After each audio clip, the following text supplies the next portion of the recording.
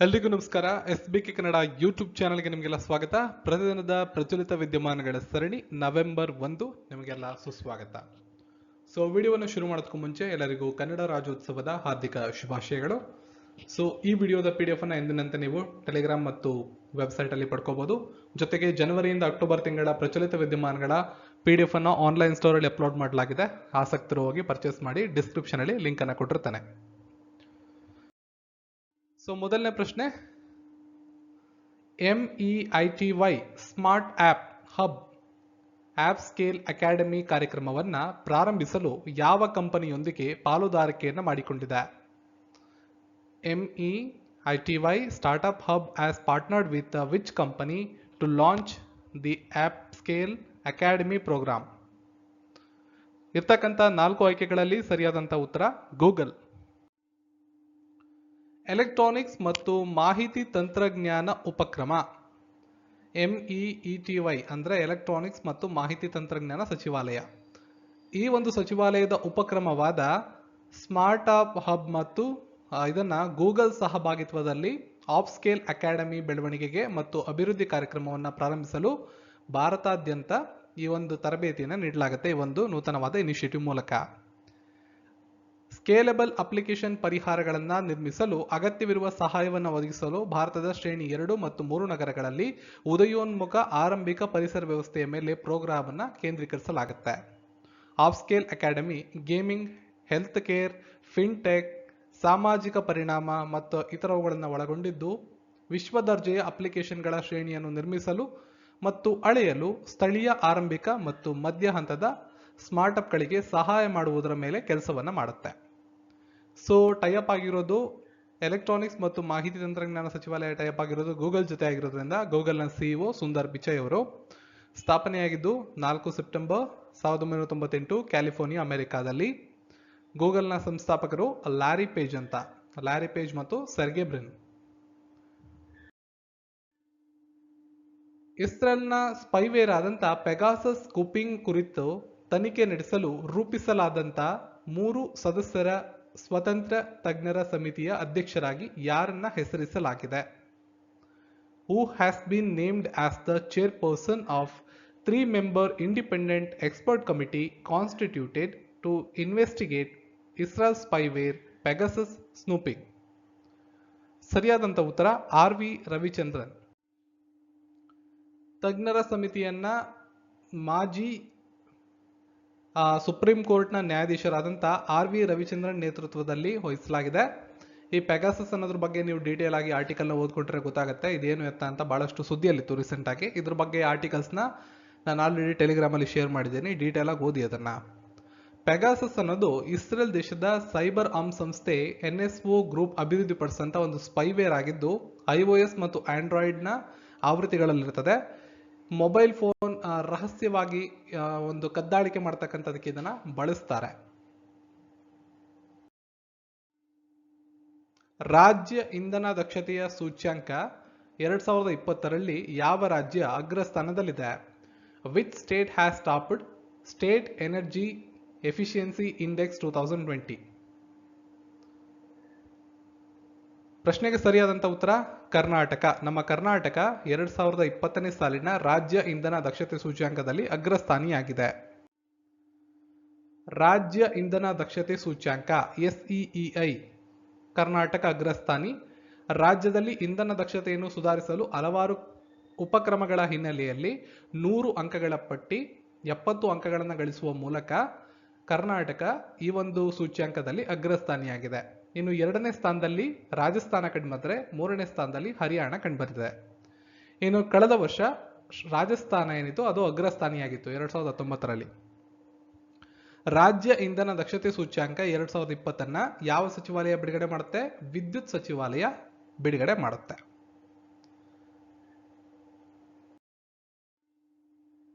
ಯಾವ ರಾಜ್ಯವು ತನ್ನದೇ ಆದ ವನ್ಯಜೀವಿ ಕ್ರಿಯಾ ಯೋಜನೆ 2021-2030 ಅನ್ನು ಅಂಗೀಕರಿಸಿದ ಭಾರತದ ಮೊದಲ ರಾಜ್ಯವಾಗಿದೆ? Which state become India's first state to pass its own wildlife action plan 2021-2030? Maharashtra. ವನ್ಯಜೀವಿ ರಾಜ್ಯ ಮಂಡಳಿ SBWL ಅಂತ ಕರಿತೀವಿ 17ನೇ ಸಭೆಯಲ್ಲಿ, ಅಂದರೆ ಇವರು ನಡೆಸಿದಂಥ 17ನೇ ಸಭೆಯಲ್ಲಿ ಮಹಾರಾಷ್ಟ್ರ ಸರ್ಕಾರ ತನ್ನದೇ ಆದ ವನ್ಯಜೀವಿ ಕ್ರಿಯಾ ಯೋಜನೆಯನ್ನ 10 ವರ್ಷಗಳ ಕಾಲ 2021ರಿಂದ 2030ಕ್ಕೆ ಅನುಮೋದಿಸಿದೆ. ಇದು ಮುಂದಿನ 10 ವರ್ಷಗಳಲ್ಲಿ ಜಾರಿಗೊಳಿಸಲಾಗುತ್ತೆ. ಮಹಾರಾಷ್ಟ್ರ ತನ್ನದೇ ಆದ ವನ್ಯಜೀವಿ ಕ್ರಿಯಾ ಯೋಜನೆಯನ್ನ ಜಾರಿಗೊಳಿಸೋದಕ್ಕೆ ಅನುಮೋದನೆ ಮಾಡೋದ್ರ ಮೂಲಕ ಈ ಒಂದು ಪ್ರಕ್ರಿಯೆಯನ್ನ ಮಾಡಿದಂತ ದೇಶದ ಮೊದಲ ರಾಜ್ಯವಾಗಿದೆ. ಮಹಾರಾಷ್ಟ್ರದ ರಾಜ್ಯಪಾಲರು ಭಗತ್ ಸಿಂಗ್ ಕಶೋರಿ, ಮಹಾರಾಷ್ಟ್ರದ ರಾಜಧಾನಿ ಮುಂಬೈ ಮತ್ತು ಮುಖ್ಯಮಂತ್ರಿಗಳು ಉದ್ಧವ್ ಠಾಕ್ರೆ. ಯಾವ ದೇಶವು ಸಂಪತ್ತು ತೆರಿಗೆಯನ್ನ ಪ್ರಸ್ತಾಪಿಸಿದೆ? Which country has proposed a wealth tax? Russia, America, Switzerland, Bharat. ಪ್ರಶ್ನೆಗೆ ಸರಿಯಾದಂತ ಉತ್ತರ ಅಮೆರಿಕ. ಅಮೆರಿಕದ ಅಧ್ಯಕ್ಷರಾದಂಥ ಜೋ ಬೈಡನ್ ಅವರು ಸಂಪತ್ತು ತೆರಿಗೆಯಂತೆಯೇ ದೊಡ್ಡ ಸಂಸ್ಥೆಗಳು ಮತ್ತು ಶ್ರೀಮಂತರು ಅಮೆರಿಕನ್ನರ ಆದಾಯದ ಮೇಲೆ ಹೆಚ್ಚು ಸಾಂಪ್ರದಾಯಿಕ ಪ್ರಸ್ತಾವಿತ ದರದ ಹೆಚ್ಚಳವನ್ನ ಘೋಷಣೆ ಮಾಡಿರ್ತಾರೆ. ಅಲ್ಲಿ ಅಧ್ಯಕ್ಷರು ಜೋ ಬೈಡನ್, ವಾಷಿಂಗ್ಟನ್ DC ರಾಜಧಾನಿ, American dollar, United States dollar ಅಲ್ಲಿಯ ಕರೆನ್ಸಿ, 32.95 ಕೋಟಿ 2020ರ ವಿಶ್ವ ಬ್ಯಾಂಕ್ನ ವರದಿಯ ಪ್ರಕಾರ ಅಲ್ಲಿಯ ಜನಸಂಖ್ಯೆ. ಶಕ್ತಿಕಾಂತ್ ದಾಸ್ ಅವರನ್ನ RBI ಗವರ್ನರ್ ಆಗಿ 3 ವರ್ಷಗಳ ಕಾಲ ACC ಮರು ನೇಮಕ ಮಾಡಿದೆ. ದಾಸ್ ಅವರು RBIನ ಎಷ್ಟನೇ ಗವರ್ನರ್ ಆಗಿದ್ದಾರೆ? 27ನೇ, 25ನೇ, 22ನೇ, 21ನೇ. ಸೊ ಇಂಪಾರ್ಟೆಂಟ್ ಕ್ವಶನ್ ಇದು ಕೂಡ. ಸರಿಯಾದಂತ ಉತ್ತರ 25ನೇ ಗವರ್ನರ್ ಆಗಿರ್ತಕ್ಕಂಥ ಪ್ರೆಸೆಂಟ್ ಇರತಕ್ಕಂಥ ರಿಸರ್ವ್ ಬ್ಯಾಂಕ್ ಆಫ್ ಇಂಡಿಯಾದ ಗವರ್ನರ್ ಆದಂತ ಶಕ್ತಿಕಾಂತ್ ದಾಸ್ ಅವರ ಟರ್ಮ್ ಅನ್ನ ಮುಂದಿನ 3 ವರ್ಷಗಳಿಗೆ ಎಕ್ಸ್ಟೆಂಡ್ ಮಾಡಲಾಗಿದೆ. ಡಿಸೆಂಬರ್ 10, 2021ರಿಂದ ಜಾರಿಗೆ ಬರುವಂತೆ ಮುಂದಿನ 3 ವರ್ಷಗಳ ಅವಧಿಗೆ ಭಾರತೀಯ ರಿಸರ್ವ್ ಬ್ಯಾಂಕ್ ಗವರ್ನರ್ ಆಗಿ ಶಕ್ತಿಕಾಂತ್ ದಾಸ್ ಅವರನ್ನ ಮರುನೇಮಕ ಮಾಡೋದಕ್ಕೆ ಕ್ಯಾಬಿನೆಟ್ ನೇಮಕಾತಿ ಸಮಿತಿ ACC ಅಂತ ಕರಿತೀವಿ, ಅವರು ಅನುಮೋದನೆ ಮಾಡಿದ್ದಾರೆ. ಈ ಮೊದಲು ಅವರು ಡಿಸೆಂಬರ್ 12, 2018ರಂದು 3 ವರ್ಷಗಳ ಅವಧಿಗೆ RBIನ 25ನೇ ಗವರ್ನರ್ ಆಗಿ ಅಧಿಕಾರವನ್ನು ವಹಿಸಿಕೊಂಡಿದ್ರು. RBIನ ಗವರ್ನರ್ ಆಗೋದಕ್ಕೂ ಮುಂಚೆ 15ನೇ ಹಣಕಾಸು ಆಯೋಗದ ಸದಸ್ಯರಾಗಿ ದಾಸ್ ಅವರು ಸೇವೆಯನ್ನ ಸಲ್ಲಿಸಿರ್ತಾರೆ. ಇವರು ತಮಿಳುನಾಡು ಕೆಡರ್ನ 1980ರ ಬ್ಯಾಚ್ನ ಭಾರತೀಯ ಆಡಳಿತ ಸೇವೆಗಳ ಅಧಿಕಾರಿಯಾಗಿದ್ದಾರೆ. ಫೇಸ್ಬುಕ್ ಕಂಪನಿ ತನ್ನ ಹೆಸರನ್ನು ಯಾವ ಹೊಸ ಹೆಸರಿಗೆ ಮರು ಬ್ರ್ಯಾಂಡ್ ಮಾಡಿದೆ? Facebook Inc. has rebranded the company's name to which new name? Meta. So 4 ಆಪ್ಷನ್ಗಳಿವೆ ನಿಮಗೆ, ಇಲ್ಲಿ ನೋಡ್ಕೋಬಹುದು. ಪ್ರಶ್ನೆಗೆ ಸರಿಯಾದಂತ ಉತ್ತರ ಮೆಟಾ. ಫೇಸ್ಬುಕ್ ತನ್ನ ಮೂಲ ಕಂಪನಿಯ ಹೆಸರನ್ನ ಮೆಟಾ ಎಂದು ಬದಲಾಯಿಸಿದೆ. ಫೇಸ್ಬುಕ್ನ ಮುಖ್ಯಸ್ಥರಾದಂಥ ಮಾರ್ಕ್ ಜುಗರ್ಬರ್ಗ್ ಅವರು ಡೆವಲಪರ್ಗಳ ವಾರ್ಷಿಕ ಸಮ್ಮೇಳನದಲ್ಲಿ ಈ ವಿಷಯವನ್ನ ಘೋಷಣೆ ಮಾಡಿರ್ತಾರೆ. ಈ ಹೆಸರನ್ನ ಫೇಸ್ಬುಕ್ನ ಮಾಜಿ ಸಿವಿಕ್ ಇಂಟಿಗ್ರಿಟಿ ಮುಖ್ಯಸ್ಥರಾದಂಥ ಸಮಿತ್ ಚಕ್ರವರ್ತಿ ಸೂಚಿಸಿದ್ರಂತೆ. ಫೇಸ್ಬುಕ್ ಅಡಿಯಲ್ಲಿ ಇರತಕ್ಕಂಥ ಜಾಲತಾಣಗಳು, ಕಾರ್ಪೊರೇಟ್ ವ್ಯವಹಾರಗಳೆಲ್ಲ ಈಗ ಮೆಟಾದ ಎಂಬ ಹೆಸರಿನ ಅಡಿಯಲ್ಲಿ ಕೆಲಸವನ್ನ ಮಾಡ್ತವೆ. ಫೇಸ್ಬುಕ್ ಸಂಸ್ಥೆ ಫೆಬ್ರವರಿ 2004ನೇ ಇಸ್ವಿಯಂದು ಅಮೆರಿಕಾದ ಕೇಂಬ್ರಿಡ್ಜ್ನಲ್ಲಿ ಪ್ರಾರಂಭ ಆಗುತ್ತೆ. ಇದರ CFO ಈಗಿರ್ತಕ್ಕಂಥವರು David ಮೆಹನರ್, CEO mark Zuckerberg ಅವರು. ಇದರ ಕೇಂದ್ರ ಕಚೇರಿ ಕ್ಯಾಲಿಫೋರ್ನಿಯಾದ ಮೆನ್ಲೋ ಪಾರ್ಕ್ ಅಲ್ಲಿ ಕಂಡುಬರ್ತದೆ, ಅಮೆರಿಕಾದ ಕ್ಯಾಲಿಫೋರ್ನಿಯಾದ ಮೆನ್ಲೋ ಪಾರ್ಕ್. ಮುಂದಿನ ಪ್ರಶ್ನೆ, who is the author of the book AIIMS Mein Ek Jung Ladte Hue? AIIMS Mein Ek Jung Ladte Hue ಈ ಪುಸ್ತಕದ ಲೇಖಕರು ಯಾರು? Kiran Rijiju, Ramesh Pokhriyal Nishank, Jitendra Singh, Harshvardhan.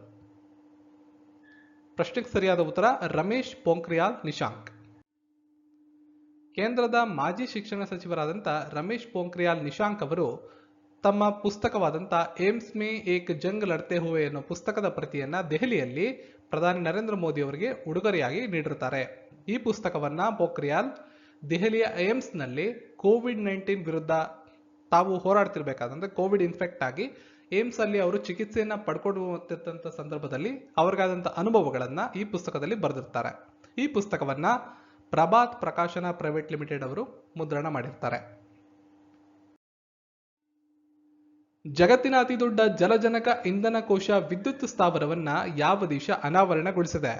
Which country has unveiled the world's largest hydrogen fuel cell power plant? ದಕ್ಷಿಣ ಕೊರಿಯಾ, ಜರ್ಮನಿ, ಸಿಂಗಾಪುರ, ಇಸ್ರೇಲ್. ಪ್ರಶ್ನೆಗೆ ಸರಿಯಾದಂತಹ ಉತ್ತರ ದಕ್ಷಿಣ ಕೊರಿಯಾ. ದಕ್ಷಿಣ ಕೊರಿಯಾ ಜಗತ್ತಿನ ಅತಿದೊಡ್ಡ ಜಲಜನಕ ಇಂಧನ ಕೋಶ ವಿದ್ಯುತ್ ಸ್ಥಾವರವನ್ನ ಅನಾವರಣಗೊಳಿಸಿದೆ. ದಕ್ಷಿಣ ಕೊರಿಯಾದ ಸಿಂಚಿಯಾನ್ನ ಸಿಯೋಗುನಲ್ಲಿ ವಿಶ್ವದ ಅತಿದೊಡ್ಡ ಹೈಡ್ರೋಜನ್ ಇಂಧನ ಕೋಶ ವಿದ್ಯುತ್ ಸ್ಥಾವರವನ್ನ ಉದ್ಘಾಟಿಸಲಾಗಿದೆ. ವಿದ್ಯುತ್ ಸ್ಥಾವರವನ್ನ ದಕ್ಷಿಣ ಕೊರಿಯಾದ ಸ್ವತಂತ್ರ ವಿದ್ಯುತ್ ಉತ್ಪಾದನಾ ಕಂಪನಿ ಫೋಸ್ಕೋ ಎನರ್ಜಿ ಮತ್ತು ಡೂಸನ್ ಫ್ಯೂಯಲ್ ಸೆಲ್ ನಿರ್ವಹಿಸುತ್ತೆ. ದಕ್ಷಿಣ ಕೊರಿಯಾದ ರಾಜಧಾನಿ ಸಿಯೋಲ್ ಆಗಿದೆ. ದಕ್ಷಿಣ ಕೊರಿಯಾದ ಕರೆನ್ಸಿ ದಕ್ಷಿಣ ಕೊರಿಯನ್ ವಾನ್. ದಕ್ಷಿಣ ಕೊರಿಯಾದ ಅಧ್ಯಕ್ಷರು ಮೂನ್ ಜೆ ಇನ್. ಭಾರತದಲ್ಲಿ ಯಾವ ದಿನಾಂಕದಂದು ರಾಷ್ಟ್ರೀಯ ಏಕತಾ ದಿವಸ್ ಇದನ್ನ ಆಚರಿಸುತ್ತಾರೆ? The Rashtriya Ekta Diwas national unity day is marked on which date in India? October 28, October 31, October 29, October 30. ಪ್ರಶ್ನೆಗೆ ಸರಿಯಾದ ಉತ್ತರ ಅಕ್ಟೋಬರ್ 31ರಂದು ಸರ್ದಾರ್ ವಲ್ಲಭಾಯ್ ಪಟೇಲರ ಜನ್ಮದಿನವನ್ನ ರಾಷ್ಟ್ರೀಯ ಏಕತಾ ದಿವಸ್ ಅಂದ್ರೆ ನ್ಯಾಷನಲ್ ಯೂನಿಟಿ ಡೇ ಅಂತ ನಮ್ಮ ಭಾರತದಲ್ಲಿ ಆಚರಿಸ್ತೇವೆ. ಸ್ವತಂತ್ರ ಭಾರತದ ಮೊಟ್ಟ ಮೊದಲ ಉಪ ಪ್ರಧಾನಮಂತ್ರಿಗಳು ಸರ್ದಾರ್ ವಲ್ಲಭಾಯ್ ಪಟೇಲರ ಜನ್ಮದಿನವನ್ನ ಏಕತಾ ದಿನ ಅಂತ ಭಾರತದಲ್ಲಿ ಆಚರಿಸ್ತೇವೆ. ಸೊ ಇಂದು 146ನೇ ವರ್ಷದ ಜನ್ಮದಿನ ಆಗಿದೆ ಅವ್ರದ್ದು. ಈ ಒಂದು ದಿನಾಂಕವನ್ನ ಮೊಟ್ಟ ಮೊದಲನೇ ಬಾರಿಗೆ 2014ರಿಂದ ಆಚರಣೆ ಮಾಡೋದಕ್ಕೆ ಶುರು ಮಾಡಿದ್ವಿ. ಏಕತಾ ದಿನ ಅಂತ ಪ್ರತಿ ವರ್ಷ ಅವರ ಜನ್ಮದಿನವನ್ನ ರಾಷ್ಟ್ರೀಯ ಏಕತಾ ದಿನ ಅಂತ ಆಚರಿಸ್ತಿದ್ದೇವೆ. ಗುಜರಾತ್ನ ಕೆವಾಡಿಯಾದಲ್ಲಿರ್ತಕ್ಕಂಥ 182 ಮೀಟರ್ ಎತ್ತರದ ಸರ್ದಾರ್ ಪಟೇಲರ ಪ್ರತಿಭೆಯನ್ನ 2018ರ ಅಕ್ಟೋಬರ್ನಲ್ಲಿ ಪ್ರಧಾನಿ ನರೇಂದ್ರ ಮೋದಿ ಅವರು ಉದ್ಘಾಟನೆ ಮಾಡಿದ್ರು. ಇವ್ರಿಗೆ ರಿಲೇಟೆಡ್ ಆಗಿರೋದ್ರಿಂದ ಈ ಇನ್ಫಾರ್ಮೇಶನ್ ಅಲ್ಲಿ ಶೇರ್ ಮಾಡಲಾಗಿದೆ. ಸೊ ಅಲ್ಲಿಗೆ ಇವಾಗ ಪ್ರೆಸೆಂಟ್ ಅವರು ಪ್ರಧಾನಮಂತ್ರಿಗಳು ಫಾರಿನ್ ಟ್ರಿಪ್ ಅಲ್ಲಿ ಇರೋದ್ರಿಂದ ಈಗಿರ್ತಕ್ಕಂಥ ಭಾರತದ ಗೃಹ ಸಚಿವರು ಆದಂತ ಅಮಿತ್ ಶಾ ಅವರು ಗುಜರಾತ್ನ ಕೆವಾಡಿಯಾದಲ್ಲಿರ್ತಕ್ಕಂಥ ವಲ್ಲಭಾಯ್ ಪಟೇಲರ ಪ್ರತಿಮೆಯಲ್ಲಿ ತೆರಳಿ ಈ ವರ್ಷ ಗೌರವವನ್ನ ಸಲ್ಲಿಸಿರ್ತಾರೆ. ಸೊ ಈ ಒಂದು ಪ್ರತಿಮೆ ಯಾವಾಗ ಉದ್ಘಾಟನೆ ಆಯಿತು, ಯಾರು ಉದ್ಘಾಟನೆ ಮಾಡಿದ್ರು ಅಂತ ಕೂಡ ನಿಮ್ಗೆ ಗೊತ್ತಿರಬೇಕು. ಇನ್ನು ಸರ್ದಾರ್ ವಲ್ಲಭಾಯ್ ಪಟೇಲರನ್ನ ಭಾರತದ ಉಕ್ಕಿನ ಮನುಷ್ಯ ಅಂತ ಕೂಡ ಕರೀತಾರೆ. ಇವರು ನಮ್ಮ ದೇಶದ ಮೊಟ್ಟ ಮೊದಲ ಉಪ ಪ್ರಧಾನಮಂತ್ರಿಗಳು. ಸೊ ಇವತ್ತಿನ ಪ್ರಶ್ನೆಗೆ ಹೋಗೋದಾದ್ರೆ, ಸಾರ್ವಜನಿಕ ಆಡಳಿತ ಸೂಚ್ಯಾಂಕಕ್ಕೆ ಸಂಬಂಧಿಸಿದಂತೆ ಕೆಳಗಿನ ಹೇಳಿಕೆಗಳನ್ನು ಗಮನಿಸಿ, ಸರಿಯಾದ ಹೇಳಿಕೆ ಅಥವಾ ಹೇಳಿಕೆಗಳನ್ನ ಗುರುತಿಸಿ. ನಿಮಗೆ 4 ಸ್ಟೇಟ್ಮೆಂಟ್ ಇದೆ. ಸಾರ್ವಜನಿಕ ಆಡಳಿತ ಸೂಚ್ಯಾಂಕ ಇದಕ್ಕೆ ಸಂಬಂಧಪಟ್ಟಂತದ್ದು. ಆ 4 ಹೇಳಿಕೆಗಳನ್ನ ಇಲ್ಲಿ ಕೊಟ್ಟಿದ್ದೀನಿ. ಕಾಮೆಂಟ್ ಸೆಕ್ಷನ್ ಅಲ್ಲಿ ನೀವು ಮೆನ್ಷನ್ ಮಾಡೋದಷ್ಟೇ. 1 ಮತ್ತು 2, 1, 2, 3, 1, 2, 3, 4 ಅಥವಾ ಮೇಲಿನ ಎಲ್ಲವೂ ಈ ರೀತಿ ನೀವು ಕಾಮೆಂಟ್ ಸೆಕ್ಷನ್ ಅಲ್ಲಿ ಮೆನ್ಷನ್ ಮಾಡ್ಬೋದು. ಮೊಟ್ಟ ಮೊದಲನೇ ಹೇಳಿಕೆ, ಸಾರ್ವಜನಿಕ ಆಡಳಿತ ಸೂಚ್ಯಾಂಕದಲ್ಲಿ ಈ ಬಾರಿ ಕರ್ನಾಟಕ ಅಗ್ರಸ್ಥಾನವನ್ನ ಪಡೆದಿದೆ. PAI ಅಂತ ಕರಿತೀವಿ, ಸಾರ್ವಜನಿಕ ಆಡಳಿತ ಸೂಚ್ಯಾಂಕ. ಇದರಲ್ಲಿ ಕರ್ನಾಟಕ ಅಗ್ರಸ್ಥಾನಿಯಾಗಿದೆ. 2020ರಲ್ಲಿ ಕರ್ನಾಟಕ 5ನೇ ಸ್ಥಾನದಲ್ಲಿತ್ತು. ಅಂದ್ರೆ ಕಳೆದ ವರ್ಷ ಬಿಡುಗಡೆ ಆದಂತಹ ಸೂಚ್ಯಾಂಕದಲ್ಲಿ ಕರ್ನಾಟಕ 5ನೇ ಸ್ಥಾನದಲ್ಲಿತ್ತು. 3ನೇ ಸ್ಟೇಟ್ಮೆಂಟು, ದೇಶದಲ್ಲಿ ಸಾರ್ವಜನಿಕ ಆಡಳಿತ ಸುಧಾರಣೆಗೆ ಸಲಹೆ ನೀಡುವ ಉದ್ದೇಶದಿಂದ 1994ನೇ ಇಸ್ವಿಯಲ್ಲಿ PAC ಅಂದ್ರೆ ಸಾರ್ವಜನಿಕ ಆಡಳಿತ ಸೂಚ್ಯಾಂಕ ಇದನ್ನ ಸ್ಥಾಪನೆ ಮಾಡಲಾಯಿತು. ತಮಿಳುನಾಡು ಮತ್ತು ತೆಲಂಗಾಣ ಕ್ರಮವಾಗಿ ಈ ವರ್ಷದ ಶ್ರೇಯಾಂಕದಲ್ಲಿ 2 ಮತ್ತು 3ನೇ ಸ್ಥಾನದಲ್ಲಿವೆ. ಈ 4 ಸ್ಟೇಟ್ಮೆಂಟ್ಗಳಲ್ಲಿ ಸಾರ್ವಜನಿಕ ಆಡಳಿತ ಸೂಚ್ಯಾಂಕಕ್ಕೆ ಸಂಬಂಧಪಟ್ಟಂತೆ ಸರಿಯಾದ ಸ್ಟೇಟ್ಮೆಂಟ್ ಯಾವುದು ಅಂತ ತಪ್ಪದೆ ಈ ವಿಡಿಯೋದ ಕಾಮೆಂಟ್ ಸೆಕ್ಷನ್ ಅಲ್ಲಿ ನಿಮ್ಮ ಉತ್ತರವನ್ನ ಬರೀರಿ. ಈ ವಿಡಿಯೋನ ಲೈಕ್ ಮಾಡಿ, ಶೇರ್ ಮಾಡಿ, ಚಾನಲ್ನ ಸಬ್ಸ್ಕ್ರೈಬ್ ಮಾಡ್ಕೊಳ್ಳಿ. ಸಿಗೋಣ ಮತ್ತೊಂದು ವಿಡಿಯೋದೊಂದಿಗೆ. ಎಲ್ರಿಗೂ ಧನ್ಯವಾದಗಳು.